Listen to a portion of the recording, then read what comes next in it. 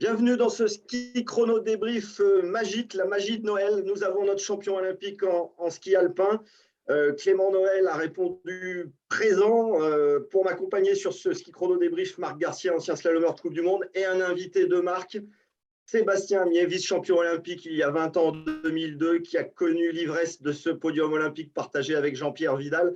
On va lui donner tout de suite la parole. Sébastien, est-ce que vous avez versé votre petite larme quand vous avez vu que Clément Noël venait de passer la ligne et quand vous entendez cette Marseillaise?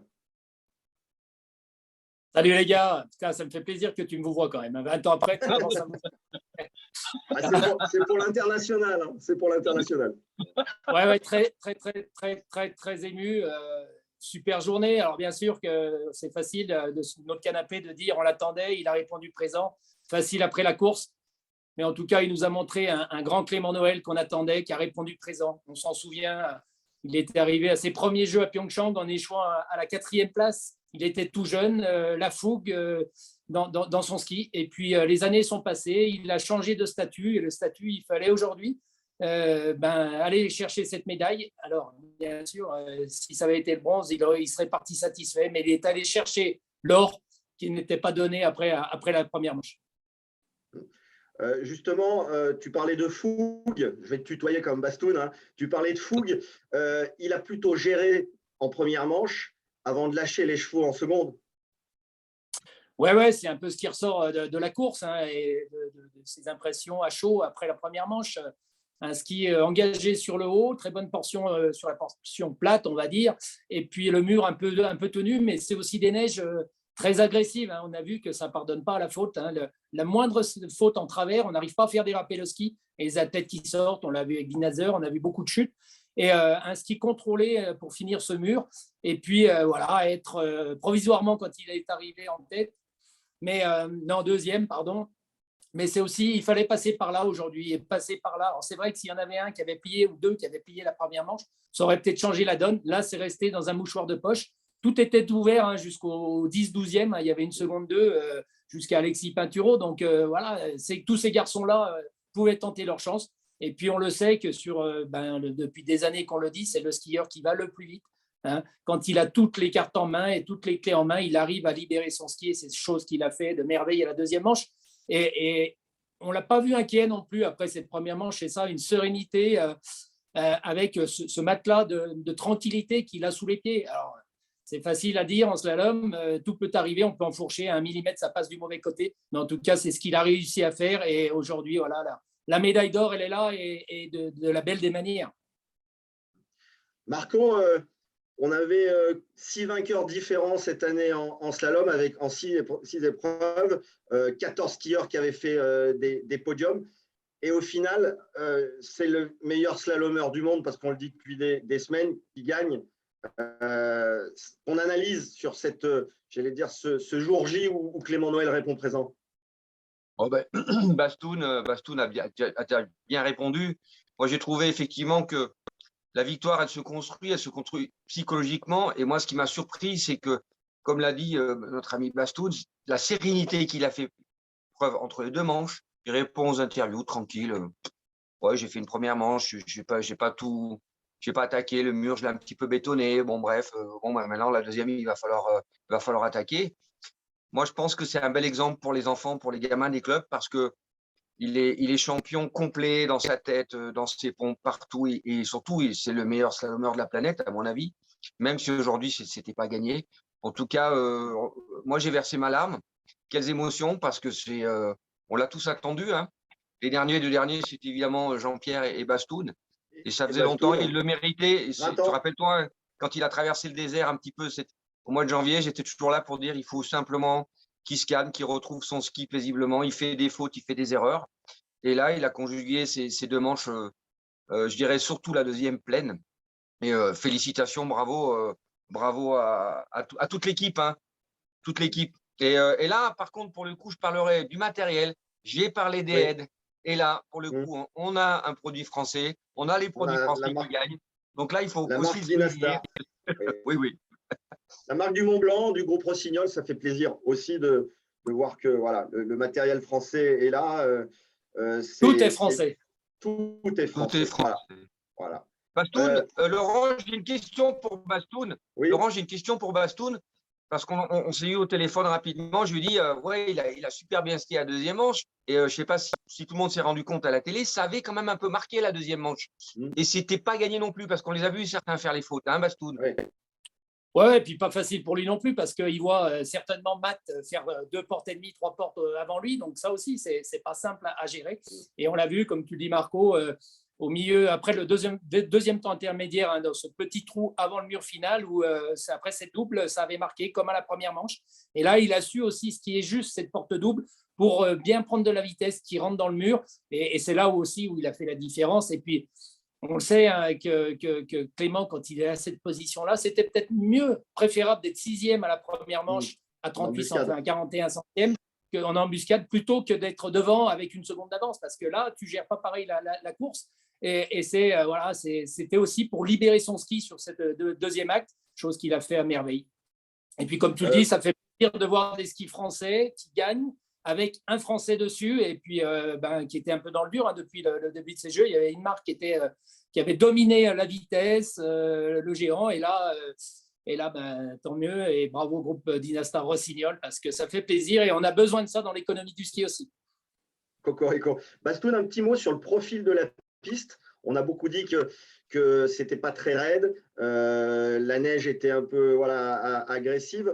Finalement, c'est un tracé et un profil qui convenait au ski de Clément Noël.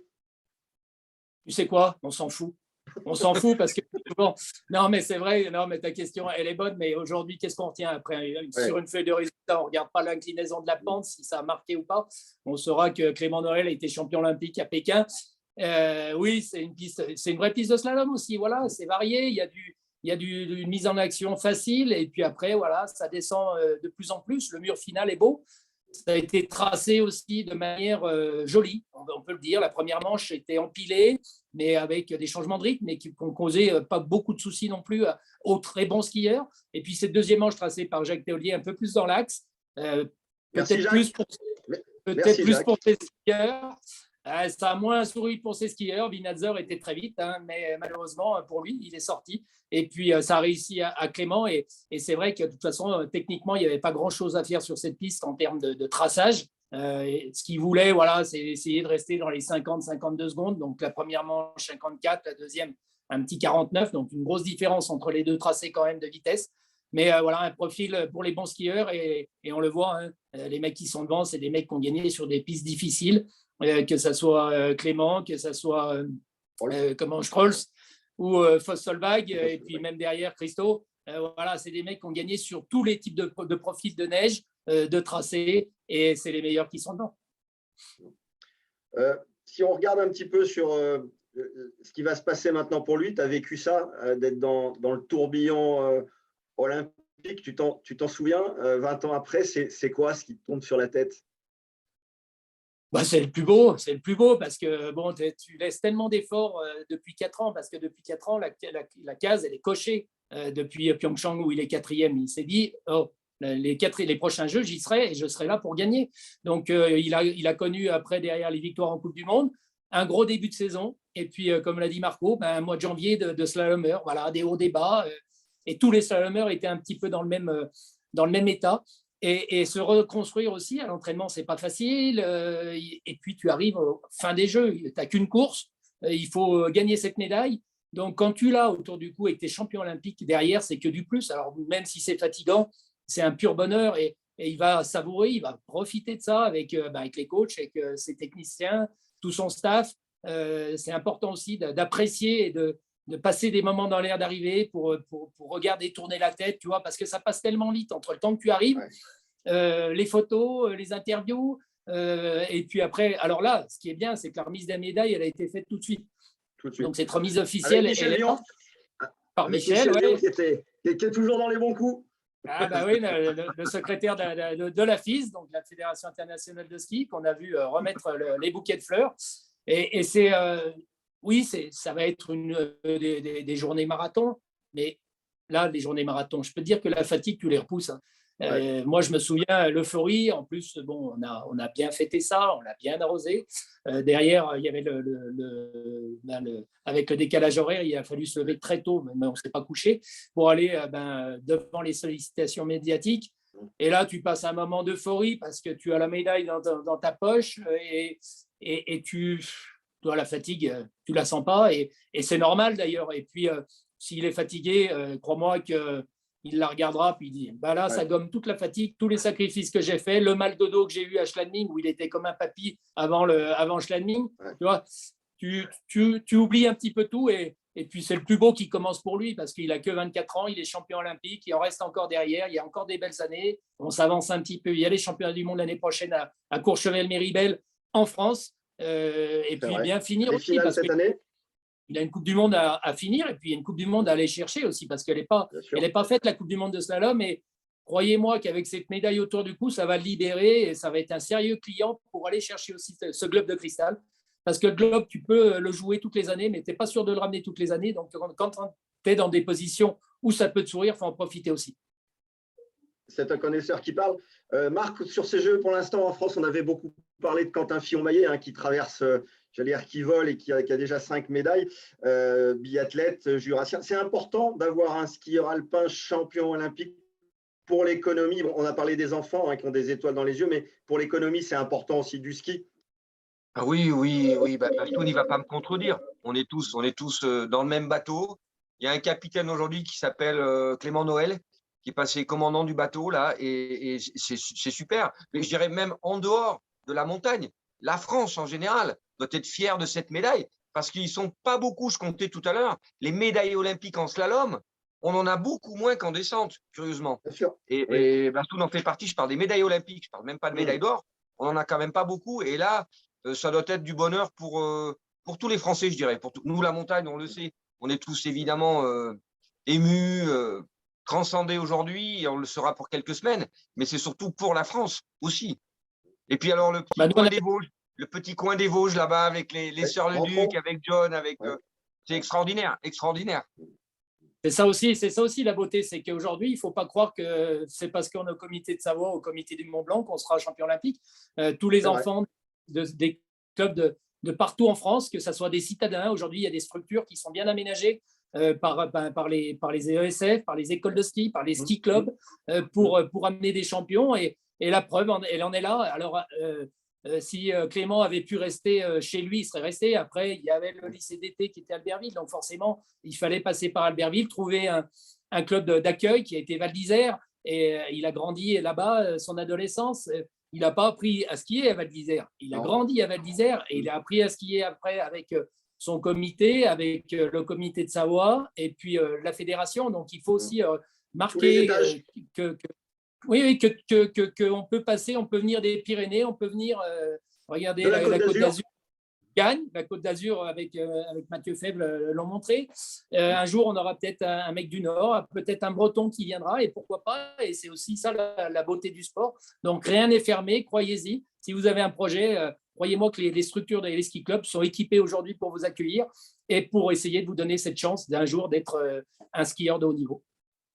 C'est surtout important, Bastoun, tu le sais. Alors, j'ai une question d'ailleurs pour toi. C'est que pour la génération aujourd'hui, c'est un Clément qui les fait rêver. Et qui t'a fait rêver, toi, Bastoun, entre nous? Je n'ai pas posé la question. Moi, j'ai eu un paquet de grands rêves. Alors, c'est sûr, quand tu es gamin, moi, je n'ai pas connu cette génération Jean-Claude Tillet, Périlla, Alain Pence et toute cette armada de skieurs français qui en ont fait la renommée. Toi, tu as connu malheureusement les années noires du ski français et tu l'as subi. Moi, voilà, j'ai eu Didier Bouvet avec qui, quand je les regardais, je suis allé des Coupes d'Europe avec lui et qu'on salue, qui a été médaillé de bronze à Sarajevo aussi. On a attendu 18 ans après Didier avec Jean-Pierre Vidal pour aller chercher 2 médailles et faire ce doublé à Salt Lake. Et puis après, voilà, cette génération, moi, Franck Picard, 92, on a célébré il y a quelques jours, voilà, c'est les Jeux d'Albertville où Franck était là avec Jean-Pierre. Et je me souviens encore le voir au Super G à Calgary, être champion olympique. Être là en 92 comme acteur, parce que j'étais ouvreur de beaucoup de disciplines, je faisais le Super G encore à l'époque, tu vois. Et c'est vrai que Et puis, se mélanger à ces athlètes-là. Alors, bien sûr qu'il y a des grands noms comme Luc Alphand qui n'ont pas eu de médaille aux Jeux, mais qui ont aussi aidé une fédération et des athlètes à être médaillés, comme Jean-Luc Crétier en 98 et comme plein d'autres, comme Denis Arias. Et ça aussi, c'est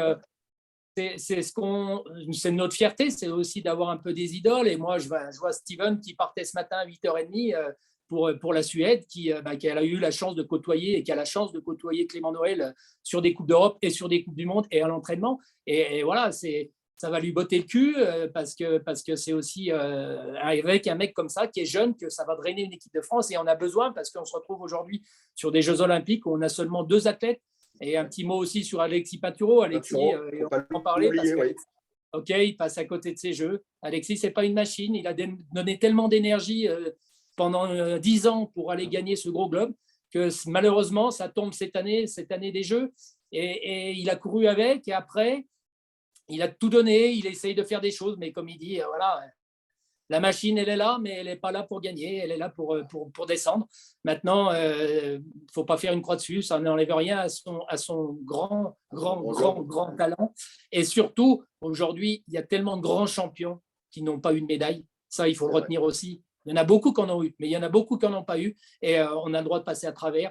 Et Alexis, on croise les doigts pour toi. Soigne ton épaule, reviens vite parce qu'on a besoin de toi. Les skieurs français ont besoin de toi. Tu l'as porté haut et fort pendant des années. Et on ne doit pas aujourd'hui avoir un regard négatif sur ces Jeux Olympiques, sur Alexis Pinturo. D'accord avec toi, Bastoun.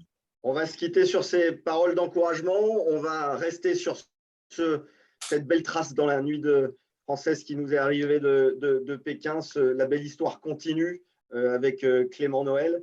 On se retrouve, Marc, demain pour le Super G dames, je crois, ça sera Emmanuel Bunos qui me remplacera. Et puis, je vous souhaite une belle journée, mais je sais qu'elle va être merveilleuse parce que là, on est tous transportés. Et un grand chapeau aussi à cette équipe de France parce qu'on a quand même une médaille d'argent avec Johan Claret, qui est du comité de Savoie. Aussi. Qui est du comité de Savoie. Voilà. Mathieu Fèvre, qui est aussi sudiste et d'Isola 2000, qui est venu chercher une très belle médaille de bronze, avec aussi 2 belles 5e places avec Pinturo et Favreau. Et puis, cette super médaille d'or. Donc, les 3 couleurs sont représentées pour cette équipe de France masculine. C'est ça qui est beau. Je pense que c'était dans les projets. Elles sont là. Il reste encore le Team Even. On croise les doigts pour bien finir cette quinzaine. Et on se retrouvera Bastoun, tu vas aller skier un petit peu. Bastoun, tu vas aller skier un petit peu. Il va faire un peu c'est l'heure de la rando pour moi. Ouais. Tu vas faire un peu de rando. Ouais, c'est l'heure de la rando. Il y a un petit truc que je voudrais rajouter, les amis. Je ne sais pas si vous avez remarqué. Alors, cette année pour les JO, je ne sais pas qui était responsable de la production. Les images étaient exceptionnelles pour nous permettre, nous, d'analyser un Bastoun. Ils avaient des mecs incroyables à la production pour nous permettre vraiment d'analyser, de profiter de ces beaux événements. C'est toujours dur et c'est souvent un débat de rendre le ski spectaculaire. Alors, des fois, on nous dit oui, il faut faire plus de parallèles, ceci, cela. Non, quand l'image est là, ça parle déjà plus. On se rend compte des inclinaisons de pente, des profils, des vues dessus, et c'est ça qui est beau. Et j'espère qu'on aura encore, avec les techniques, de plus en plus de moyens aussi pour avoir vraiment du réel. Et comme tu l'as dit, il faut les féliciter aussi parce que c'est un vrai job. Et ce job, on en a besoin aussi, nous, acteurs du système. OK. On se quitte sous le regard d'Émile Allais qui est au-dessus de toi. Au-dessus de moi, et qui est le pionnier des pionniers et qui nous a tous inspirés. Bonne journée. Bastoun, je te remercie. Bastoun. Je te remercie. Merci. Salut à tous. Ciao. Salut. Ciao.